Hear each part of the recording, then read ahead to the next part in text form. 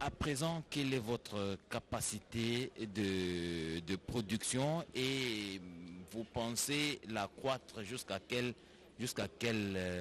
quel niveau?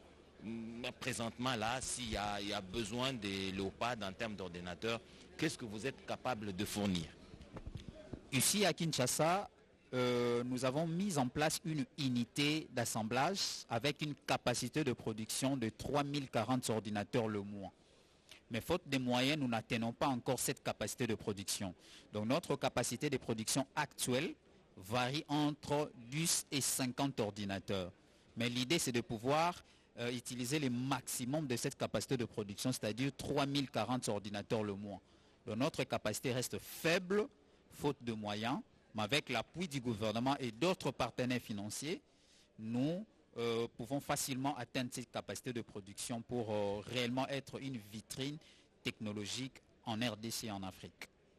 Est-ce que vous avez pu explorer les marchés alentours de la République démocratique du Congo pour pouvoir s'assurer du marché? Est-ce que vous êtes à mesure en produisant près de 3040 comme vous le dites, si vous arrivez effectivement à cette capacité par mois, est-ce que vous êtes sûr que le marché congolais va absorber la production et que si un besoin se fait sentir sur le marché africain, pour dire de l'Afrique centrale, est-ce que vous êtes à mesure de répondre à ce besoin? D'abord, en parlant de la République démocratique du Congo, en 2017, si vous lisez le rapport de la Banque mondiale sur la fracture numérique en Afrique et en RDC, les taux de pénétration jusque-là en numérique de notre pays est encore de 13%. Peut-être légèrement varié. Ça veut dire que le marché est tellement vaste. La production de 3040 laptops Léopard le mois reste encore faible. Mais c'est ce que nous pouvons faire pour le moment au maximum. Ce qui est vrai, avec cette avec cette production, ces ordinateurs seront très rapidement consommés et la demande restera encore plus forte. Donc il faudra peut-être aller à l'étape suivante de pouvoir produire 100 000 ordinateurs lents pour pouvoir peut-être essayer de pénétrer de manière très significative ce marché. Mais le marché reste encore vaste et l'ordinateur Léopard est vraiment sollicité, que ce soit en RDC ou ailleurs. Une autre question un peu plus technique cette fois. Quel est le système d'exploitation qu'utilise les Léopards? Qu'est-ce que vous utilisez comme système d'exploitation?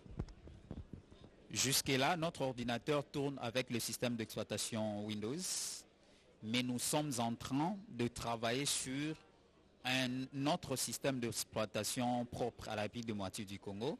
Mais comme vous le savez, ça prend du temps. Nous avons voulu commencer avec la partie matérielle pour ensuite aller entamer la partie logicielle.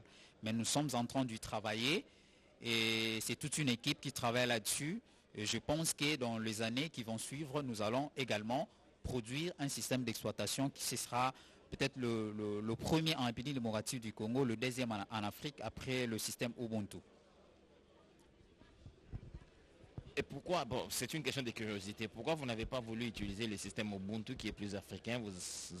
Les ordinateurs Léopard sont essentiellement conçus ou bien très adaptés pour le Windows, ou Ubuntu, c'est parce que c'est encore pas très connu?